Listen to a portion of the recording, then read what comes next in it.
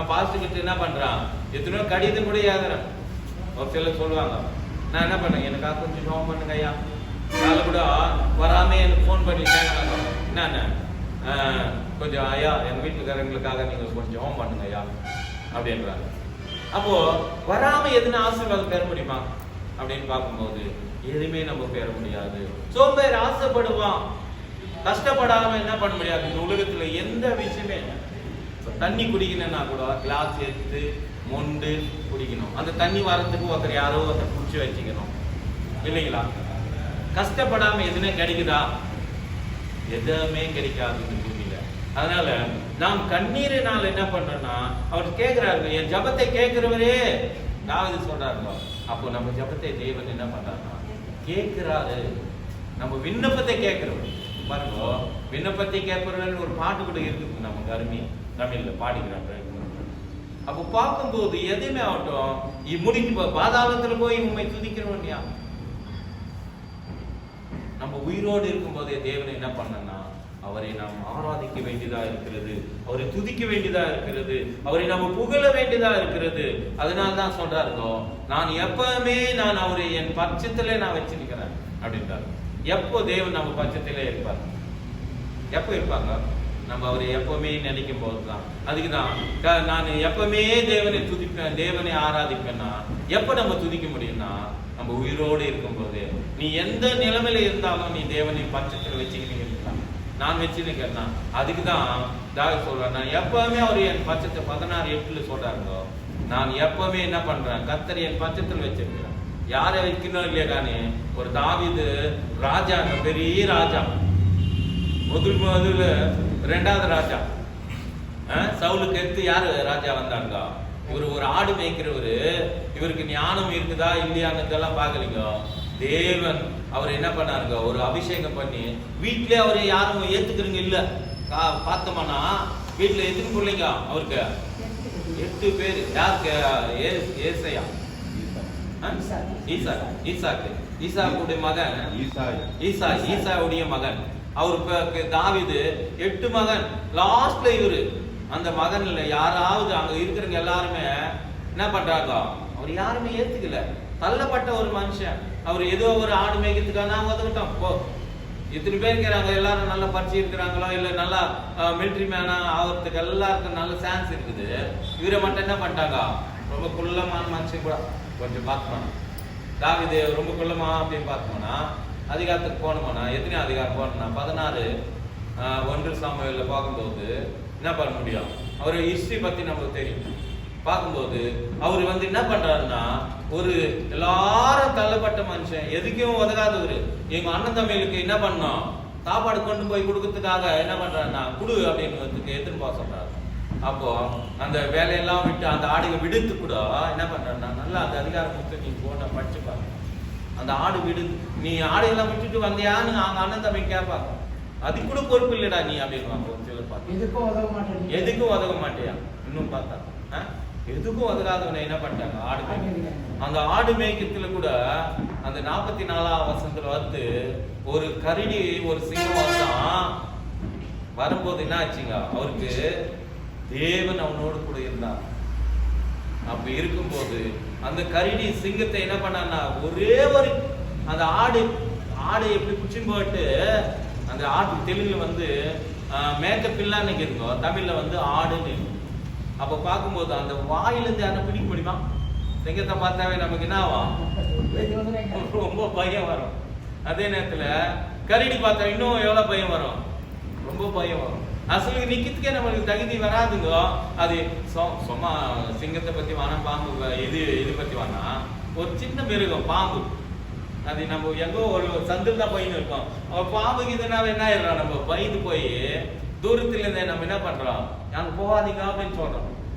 இல்ல கொசுவை பார்த்த போன வாரத்துல நான் ரொம்ப யோசிச்சுதான் ஒரு காரியம் சொல்றேன். ரொம்ப வெளியே ரொம்ப கஷ்டத்தோடு பாதையோடு நான் 2 நாளைக்கு முன்ன வெளியே உக்காந்துருக்கிறேன். உட்காந்து இருக்கும்போது யோசித்தேன், தேவனே அப்படின்னு. நான் மாமலை பொதுவாக தேவனை பற்றி நான் ரொம்ப யோசிக்குது. தாவீது என் ஜபத்தை கேட்கிறவரேன்னு சொல்றாரு சங்கீதத்துல. அதே மாதிரி என் விண்ணப்பத்தை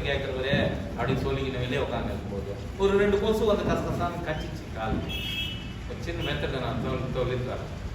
ஏன்னா அந்த கொசு கட்சி என்ன அவங்க ரொம்ப நம்பிச்சில் வரும் இல்லைங்களா? நம்பிச்சில் வந்ததுமே எனக்கு ஒரு யோசனை வச்சு, என்ன தேவனை எல்லாத்தையும் பச்சைக்கிறீங்க நீங்க, இந்த சின்ன கொசு கட்சியா மனுஷன் தாங்க இல்லையா அப்படின்னு யோசனை வச்சு. எல்லாருக்கும் வந்து இல்லைங்களா அந்த யோசனை? எனக்கும் வந்துச்சுங்க அந்த யோசனை வரும்போது. அப்புறம் அப்படியே சொல்லி இருக்கும்போது நல்ல ஒரு சின்ன காத்து அடிச்சு, எப்படி ஒரு காத்து அடிச்சா அந்த கொசு எங்க போச்சே தெரியல. அது வரைக்கும் ஃபேன் காத்து மாதிரி வெளியே உக்காந்து இருக்கும்போது தேவன் ரொம்ப நல்லவர். எனக்கு மட்டும் இல்லை, இந்த பூமியில பிறந்த எல்லாருக்கும் அவர் நல்லவர். ஏன்னா காத்து கூட யாரும் உருவாக்க முடியும்? அவரு தான் முடியும். அப்ப அந்த காத்து வந்ததுமே என்ன ஆச்சுங்க, அங்க இருக்கிறதான கொசு எல்லாம் போயிடுச்சு, எனக்கு நம்பிச்சிலே இல்லாம போயிடுச்சு. அதுக்கு வரைக்கும் அந்த நம்பிச்சில நான் வந்து நான் சொறீறேன், காலை சொரிஞ்சா எனக்கு எப்பவுமே ஒரு நல்ல யோசனை எனக்கு கடவுள் கொடுத்தது. கொசு கட்சி என்ன பண்றீங்க நீங்க, என்ன பண்ணீங்க எனக்கு தெரியல. என்ன பண்ணோம், நம்ம கொசு ரொம்ப நம்பிச்சில் வந்துனே இருக்குது, அந்த நம்பிச்சில் போகணும்னா என்ன பண்ணணும், என்ன பண்ணுங்க? எச்சியா? ஓகே, எச்சியா.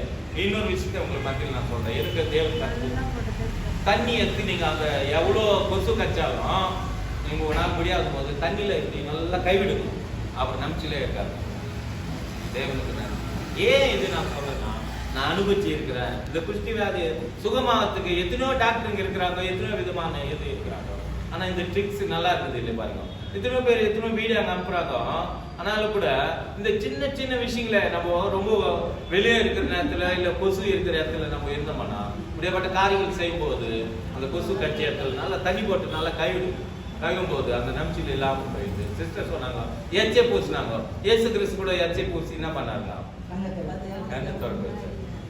அவரு எச்சியில அவ்வளோ வல்லமைக்குது. அந்த எச்சை கூட வேஸ்ட் பண்ணலைங்க. அப்போ நம்ம பார்க்கும்போது தாவீது சொல்றாங்க, இவன் என்ன பத்தி கேட்கிறவரு அப்படின்னு சொல்றாங்க. கடைசி வசனத்தை வாசிக்கலாம்.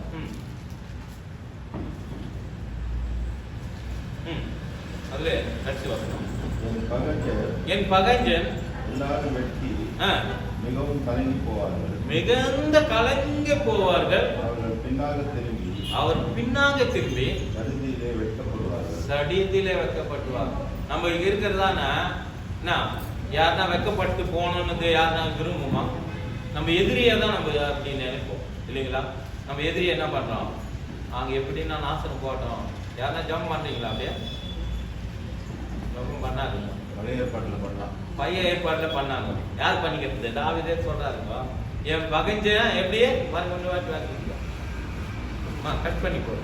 20 நிமிஷம் ஒரு வாட்டி கட் பண்ணி 15 நிமிஷம். என் பகைஞர் எல்லாரும் வெட்டி மிகவும் கலங்கி போவார்கள். வெட்டி கலங்கி போகணுமா? அவர் பின்னாக திரும்பி சடிதிலே வெட்கப்படுவாங்க. நம்ம பகைஞர்களுக்கு கூட நம்ம என்ன பண்ணக்கூடாதான் இப்படிப்பட்ட ஜபம். அப்போ அதுக்கு மேல ஒண்ணு நல்லா இருக்குது. அந்த 9ஆம் வசனம் நல்லா இருக்குது. அதே நேரத்துல 7ஆம் வசனம், 6ஆம் வசனம், 5ஆம் வசனம் எல்லாம் ரொம்ப அருமையா சொல்றாரு. ஆனா திடீர்னு இவருக்குள்ள வந்துச்சு, என் பகைச்சன் என்ன ஆயிட்டாரோ அதுக்குதான் உன்னை போல உன் சத்துருக்களே நீங்க ஸ்நேகிங்கன்றாரு. பிரமாணத்தை மாத்துறாரு. ஆனா பிரமாணத்தை ஒய்க்கு வரலன்றாருங்கோ. பிரமாணத்தை என்ன பண்றாருங்கோ, நமக்கு என்ன சொல்லி தராருங்கோ. ஒரு கணத்துல யாராவது உனக்கு ஒரு கணத்துல அடிச்சா இன்னொரு கணத்தை கூட என்ன பார்த்த திரும்பி காட்டுன்றாரு. நம்ம காட்ட முடியுமா? காட்ட மாட்டோம். திரும்ப சாதிக்கு வந்துடும் மாதிரி இல்லைங்களா? என்ன பண்றோம், திரும்ப காட்டுறோமா? இல்ல, நம்ம கோபம் அப்படி பண்ணுங்க.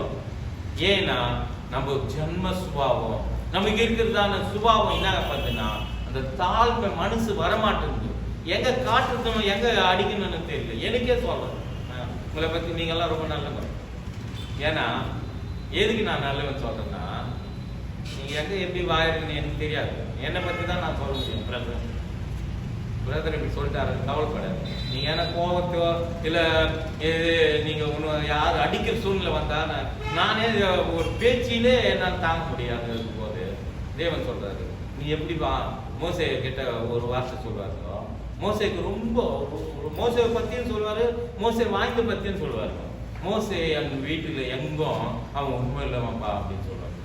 அதே நேரத்துல மோசே இன்னொரு இடத்துல அதிக யாத்திராகத்துல 2ஆம் அதிகாரத்தை பார்த்தா ஒரு கொலை பண்ணிட்டு போயிடலாம் தப்பிச்சு. அவன் ரொம்ப கோபக்காரனாவும் இருக்கிறான். அந்த கோபத்தை சாந்தமா மாற்றக்கூடியதான மகன். 40 வருஷம் அனாந்தத்தில் போயிடும், 40 வருஷம் ஆடு மேய்க்கு போயிடும். அதே நேரத்தில் அரண்மனையில் 40 வருஷம் இருக்கிறான். அப்புறம் பார்த்தா இஸ்ரவேலை நடத்துறதுக்கு 40 வருஷம். ஆக மொத்தத்தில் 120 வருஷம் மோசே வாழ்க்கையை நம்ம பார்க்க முடியும். இந்த 5 புஸ்தகங்கள் யார் எழுதுனாங்கன்னா மோசே பற்றி தான் நம்ம பார்க்க முடியும். யாத்ராகமம், ஆதியாகமம், யாத்ராகமம், லேவியாகமம், என்னாகமம், உபாகமம் என்று நம்ம அந்த 5 புஸ்தகங்கள் யார் எழுதுனாங்கன்னா அவர் தான். முதல்ல சுஷ்டி பண்ணது எப்படி, தேவன் எப்படி வானத்தை படிச்சாரு, பூமி படிச்சாருன்னா இவர் மூலியமா தான் அவர் என்ன பண்றாருங்க, ஏத்தி இருக்கிறாரு. உன்னை வச்சுதான் தேவனே மாற்றத்துக்கு விரும்புறாரு. அப்போ உன் கோபம் பெருசா இருந்தா தேவன் நீதியை நிறைவேற்ற முடியாது.